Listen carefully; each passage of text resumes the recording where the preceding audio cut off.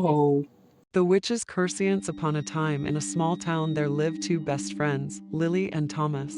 Since the town was so quiet and small, the friends often got bored and invented pranks to play on their parents or other friends just to have a laugh. Of course, nobody but themselves ever appreciated these jokes. One day, Lily and Thomas decided to prank their friends. It was autumn, but still warm enough outside to have scary story readings around a bonfire. So Lily invited her friends over to sit in darkness and tell ghost stories one after another, scaring each other. Thomas was supposed to hide in the bushes and jump out on everyone at the most frightening moment when Lily would tell about a ghost, pulling children into the other world. The house they chose stood on the edge of the forest and was known for its mystery, so not everyone made it there. But some of Lily and Thomas's friends didn't fear ghosts or other creatures. Some felt uneasy, but still came. The friends lit the fire and started sharing horror tales. They told stories of ghosts and monsters one after another until it was Lily's turn. She tried hard not to laugh, imagining Thomas leaping out to scare everyone at her scariest line about the ghost that drags children away. Finally, Lily reached the moment in her story where Thomas was supposed to jump but he didn't. So Lily began telling louder and more slowly, giving him time to jump. She finished, but Thomas was nowhere to be found. She became anxious and called him, but the line was out of reach. Distraught, Lily phoned his parents. Thomas isn't at home. He should be with you, isn't he? They asked. Yes, everything is fine, Lily replied and ended the call. Now it was time to tell her friends the truth.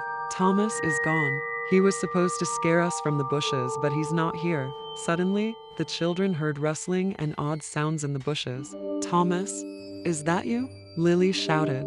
Come out. But there was no reply. We have to find him, said Lily. How could you want to scare us? This creepy town is scary enough already, replied Kevin. Lily's friends turned out not to be so brave after all. They were afraid to search in darkness and ran home. Only Kevin agreed to help her. They grabbed a flashlight and began investigating the bushes and forest. Then they decided they had to check the house, especially the basement, but Kevin refused to enter the basement. It was too frightening. Only Lily agreed to go down. She climbed the stairs slowly, calling for Thomas, but there was no answer. Lily, leave this. We should call the police and tell his parents everything, Kevin said to the girl, descending into the basement. But she didn't listen. In the basement, Lily cast the flashlight's beam over an old mirror and stepped closer. She reached out, touched it, and fell through T. That moment, Thomas tumbled out from the mirror and ran upstairs to the others. Thomas, you're found, Kevin exclaimed. What are you talking about? I haven't been missing. We were searching for Lily. I just fell into a mirror. But Lily is nowhere to be found. What nonsense. She just went into the basement to find you. The children had no idea that Lily at that moment was talking with Kevin in a parallel world where it was Lily who was lost, not Thomas. While in her world, her friends were descending to the basement to find her. She was descending into the basement to find Thomas. They searched the basement but found no trace until Lily again touched the mirror and shoved her head through, trying to see if it was truly soft. That's when she glimpsed the parallel world, where Thomas was searching for her in the basement. She screamed, but could not get back into her own reality.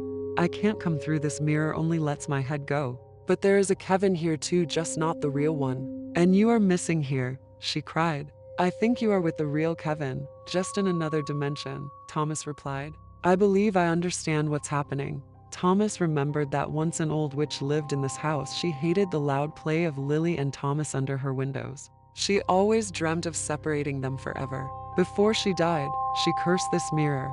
If one of the pair falls through, they become trapped in the other world, and the other simultaneously falls into theirs. Thus, from then on, one friend would live in the parallel world, while the other remained here. They could exchange places only if they simultaneously jumped into the other's world, but then would be forever separated. It seems this is all the witch's curse, concluded Thomas. Though long dead, her magic still works. But don't worry, the witch won't succeed in separating us. We'll take turns approaching the mirror to talk and sometimes even jump to each other's world, Lily cried. She longed to restore things as they were, to have her friend not just in the mirror but walk with her in town.